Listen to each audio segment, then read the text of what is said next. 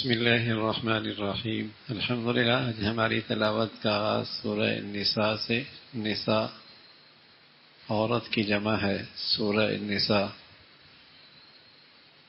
اچھے وقتوں میں مسلمان بیٹی جب جوان ہونے لگتی تو ماں باپ اسے تلقین کرتے کہ بیٹی اسے اپنے ہاتھوں سے لکھو، ترجمہ بھی لکھتی، الفاظ بھی لکھتی۔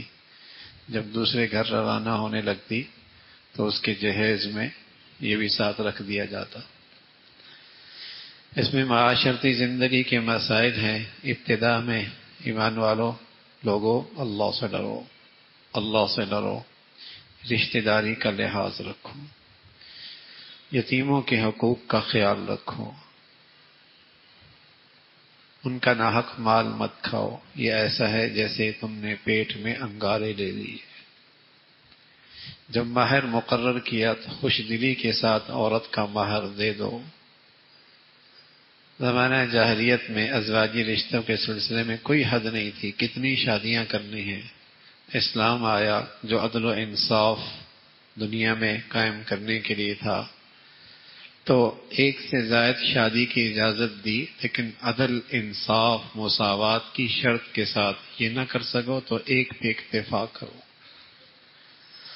تلقین فرمائی کہ مال سرمایہ زندگی ہے، اسے پاگلوں کو، کم عقلوں کو اسے ان کے سپرد نہ کرو، ان کی عقل جانچ پڑتال کر کے پھر ان کے سامنے ان کا مال حوالے کرو۔ پھر ورثہ کا تذکرہ فرمایا۔ وراثت اللہ کا حکم ہے اور وہ تمام رشتہ دار جو وراثت کے مستحق ہیں ان کے حصوں کا تذکرہ فرمایا، اور فرمایا جو حصوں کے مستحق نہیں دیگر رشتہ دار ہیں، اگر تقسیم کے موقع پہ انہیں کچھ دے دو خوش دلی کے ساتھ تو اچھی بات ہے۔ باپ کے حقوق ہیں، باپ کا حق بھی ہے، ماں کا بھی ہے، بیٹی کا بھی ہے، بیوی کا بھی ہے، بہنا کا بھی ہے، بیٹوں کا بھی ہے۔ وراثت کے حقوق، وراثت کے حصے بتائے، اور ساتھ یہ بتایا کہ دیکھو یہ حصے اللہ نے مقرر کیے، اور اللہ کے فیصلوں میں بڑی حکمت اور مصلحت ہوتی ہے۔ جیسے حصے بنائے ہیں ویسے ہی تقسیم کرنا، زیادتی کمی نہ کرنا۔ تمہیں نہیں پتا کہ کون تمہارے حق میں کیا بہتر ہے، اللہ کی طرف سے طے کردہ یہ فیصلہ یہی بہتر ہے۔ اور پھر یہ وراثت، میراث ایک ایسی ملکیت ہے کہ آدمی نہ چاہے بھی تب بھی مالک بن جاتا ہے۔ یہ جبری ملکیت ہے۔ باپ کے انتقال ہوتی ہی اولادیں خود بخود اس جائیداد کا حصہ دار بن جاتی ہیں، چاہے وہ بیٹا ہے چاہے وہ بیٹی ہے۔ شریعت نے حصے مقرر فرمائے، یہ اللہ کے حدود ہیں، ان میں کوتاہی نہ کرنا۔ بڑا ظلم ہے آج ہمارے معاشرے میں، بیٹیوں کے ساتھ ان کی میراث کے حقوق ادا نہیں کیے جاتے، بڑا زیادتی اور ناانصافی ہے۔ اسلام نے عورت کو بھی حقوق دیے ہیں، مرد کے بھی حقوق ہیں۔ زمانہ جاہلیت کی یہ بات تھی کہ وراثت میں تو وہ حقدار ہے جو گھوڑے پہ سوار ہو سکے، میدان جنگ کے اندر دشمن کا مقابلہ کر سکے، عورت کا کیا میراث میں حصہ۔ اسلام آیا اور اس نے تلقین فرمائی، بیٹی ہے تب بھی حصہ ہے، بیوی ہے تب بھی حصہ ہے، ماں ہے تب بھی اس کا حصہ ہے، اور اس کے حصے مقرر فرمائے۔ پھر شہوانی جسے کہیں کہ شہوت کے طور طریقے کے ناجائز استعمال اور اس کی مذمت فرمائی، اور فرمایا جو بھی جہالت سے اللہ کی نافرمانی کرتا ہے سچی توبہ کر لے، اللہ سب معاف فرما دے۔ پھر عورتوں کے ساتھ حسن سلوک کی تلقین ہے، اور ان رشتوں کا تذکرہ فرمایا جو محرمات ہیں، جن سے نکاح نہیں ہو سکتا۔ بیٹی ہے، بیوی ہے، بیٹی ہے، ماں ہے، پھوپھی ہے، خالہ ہے، بھتیجی ہے، بھانجی ہے، یہ ساس ہے، بہو ہے، یہ سارے وہ رشتے بتائے جن سے نکاح نہیں ہو سکتا۔ اور اسی طرح جس نے دودھ پلایا، رضاعت کی وجہ سے اس میں حرمت آ گئی، یا وہ ایسی عورت جو دوسرے کے نکاح میں اب تک موجود ہے، اس سے بھی رشتہ کرنا حرام ہے۔ فرمایا یہ ازواجی رشتہ عفت اور پاک دامنی کے لیے ہے، جب تم قائم کرو تو مہر پورا دے دو۔ اللہ رب العزت نے ایسی زندگی دین کی شکل میں دی ہے جس میں آسانیاں ہیں، ہر چیز سے روکا نہیں، حرام سے روکا ہے، حلال طریقہ اختیار کر لو نا، وہ ازواجی رشتہ ہے۔ حرام کھانے سے روکا ہے تم حلال کھا لو، حرام پینے سے روکا ہے تم حلال پی لو، حرام میاں بیوی مرد عورت کا تعلق حرام طریقے اس سے روکا ہے، حلال طریقہ رشتہ ہے، ازواجی رشتہ ہے، اس کا تذکرہ فرمایا۔ اس لیے کہ انسان کمزور ہے، اس لیے اللہ رب العزت نے احکامات ایسے دیے جہاں اس کی خواہشات کی بھی رعایت ہے اور اس کے جذبات کی بھی رعایت ہے، لیکن اس کی مصلحت ہے کہ حرام کرے گا تو فساد زدہ معاشرہ ہو جائے گا۔ ایمان والوں کو تلقین فرمائی حلال کھاؤ، کسی کا ناحق مال مت کھاؤ، ہاں تجارت کے ساتھ باہمی رضا کے ساتھ اگر تم ایک دوسرے کا مال لیتے ہو اس کی اجازت ہے۔ بڑے کبائر سے بچ جاؤ گے، اللہ چھوٹے ویسے ہی معاف فرما دے گا۔ کبائر گناہ سے بچتے رہو۔ پھر مرد عورت کی تخلیق میں اللہ نے فرق رکھا ہے، لیکن حقوق دونوں کے برابر ہیں، مساوات ہے۔ اس کی جیسے مرد کی جان مال عزت آبرو ضروری فرض، اس کی حفاظت ضروری ہے، ایسی عورت کی بھی جان مال عزت آبرو کی حفاظت ضروری ہے، لیکن تخلیق فرق ہے۔ مرد کے اندر اللہ نے اور صلاحیت رکھی ہیں، عورت میں اور رکھی ہیں۔ گھر کی ذمہ داری مرد کے سپرد ہے، ناد نفقے کی ذمہ داری مرد پر ہے، اور اچھی عورت وہ ہے جو اطاعت گزار ہو، فرما بردار ہو، عفت پاک دامنی کا تحفظ اور حفاظت کرنے والی ہو۔ میاں بیوی کے اندر انبن ہو جائے تو پھر ایسا کرو، اسے اچھے طریقے سے سمجھاؤ، نصیحت کرو، نہ مانے تو بستر الگ کر دو، پھر بھی مناسب طریقے سے اس پہ تنبیہ کر کے اس کو رائے راست پہ لاؤ، لیکن بات آگے نہ بڑھاؤ۔ اگر بات آگے بڑھ جائے تو خاندان کے بڑے سچی صحیح نیت کے ساتھ معاملے کو سلجھا دے۔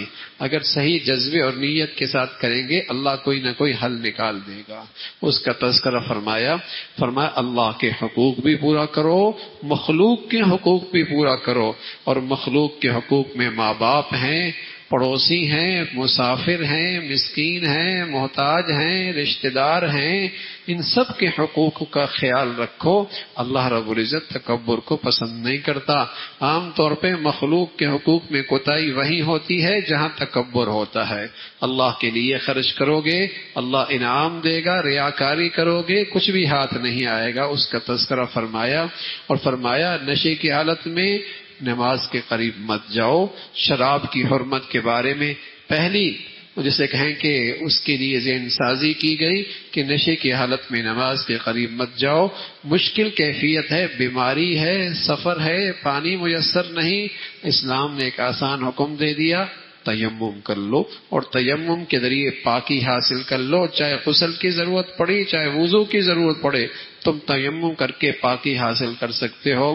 پھر یہودیوں کی شرارتوں کا تذکرہ فرمایا، اللہ کے نبی کی شان میں گستاخیاں کیا کرتے تھے، اس کا تذکرہ فرمایا۔ پھر ساتھ ہی منافقین کا تذکرہ فرمایا، جو زبان سے اسلام کا دعویٰ کیا کرتے تھے لیکن اسلام کے احکامات سے روگردانی کیا کرتے تھے۔ اسی طرح ایک یہودی اور منافق کا تذکرہ ہے۔ جب ان کے آپس میں بات الجھ گئی تو یہودی نے کہا چلتے ہیں رسول اللہ صلی اللہ علیہ وسلم سے فیصلہ کروا لیتے ہیں۔ حضور علیہ الصلوۃ والسلام کی خدمت میں آئے تو اللہ کے نبی صلی اللہ علیہ وسلم نے اس منافق کو زیادتی قرار دی اور آپ نے فیصلہ یہودی کے حق میں دیا، لیکن منافق نہ مانا۔ اس نے کہا عمر کے پاس جاتے ہیں۔ اس کا خیال یہ تھا کہ یہودی کا نام سنتے ہی حضرت عمر میرے حق میں فیصلہ کر دیں گے۔ جب وہاں پہنچے تو وہاں حضرت عمر رضی اللہ تعالیٰ نے فیصلہ فرمانے لگے تو یہودی کہنے لگے ایک بات سن لو، فیصلہ کرنے سے پہلے ہی تمہیں بتا دوں کہ تمہارے نبی نے میرے حق میں فیصلہ کیا ہے۔ حضرت عمر رضی اللہ تعالیٰ نے اندر تشریف لے گئے، تلوار لے گئے آئے اور اس تلوار سے اس منافق کی گردن اڑا دی۔ فرمایا جو محمد رسول اللہ کا فیصلہ نہ مانے پھر اس کا فیصلہ عمر کی تلوار ہی کری۔ یہ منافق پروپیگنڈا شروع کر دیا کہ مسلمان کی جان لے لی، اللہ کی طرف سے احکامات آ گئے، یہ کافر ہے۔ زبان کا مسلمان تھا، حقیقت میں کافر تھا۔ ایسا کوئی مسلمان نہیں ہوتا جو اپنے فیصلوں میں اللہ کے نبی کو حکم نہ مانے۔ جو اللہ کے نبی کو حکم نہ مانے، چاہے اللہ کے نبی کی زندگی کی بات ہو، چاہے آپ کی زندگی کی بات ہو، جو اللہ کے نبی کے احکامات کو اپنی زندگی کے تنازعات میں حکم نہ مانے، ایمان کوئی نہیں ہے۔ ایمان کوئی نہیں ہے، اسی کا تذکرہ فرمایا۔ پھر قتال اور جہاد کی تلقین فرمائی۔ قتال اور جہاد انفرادی بھی ہوتا ہے، یعنی چھاپہ مار کارروائی بھی ہوتی ہے، اور اجتماعی شکل کے اندر بھی ہوتی ہے، اور خاص طور پہ اس وقت جب کوئی مظلوم قوم اور مظلوم بستی کے لوگ مسلمانوں کا انتظار کر رہے ہوں، جہاں کفر ان پہ ظلم ڈھا رہا ہو، تو وہاں جہاد کرنا فرض ہو جاتا ہے، اس کی تلقین فرمائی۔ اور پھر جہاد کے فضائل بتائے کہ مجاہد جو اللہ کے راستے میں جان و مال کی قربانی دیتا ہے، بیٹھنے والوں سے زیادہ فضیلت رکھتا ہے، اس کا تذکرہ فرمایا۔ پھر فرمایا اللہ رب العزت ہر گناہ کی معافی فرما دیتے ہیں، لیکن شرک کی معافی نہیں فرماتے، شرک کی معافی نہیں ہوتی، اور اس کا ٹھکانہ بہت برا ہے جو شیطان کو اپنا دوست بناتا ہے اور اسے اب اس سے یاری لگاتا ہے۔ پھر ایمان والوں کا تذکرہ فرمایا جو نیکی کی زندگی اختیار کرتے ہیں، اللہ نے ان کا ٹھکانہ جنت رکھا ہے۔ دین وہی پسند ہے اللہ کو جس میں زندگی اللہ کے لیے خالص ہو اور جس میں نبی کی اطاعت موجود ہو۔ ابراہیم علیہ السلام بھی موحد اعظم تھے۔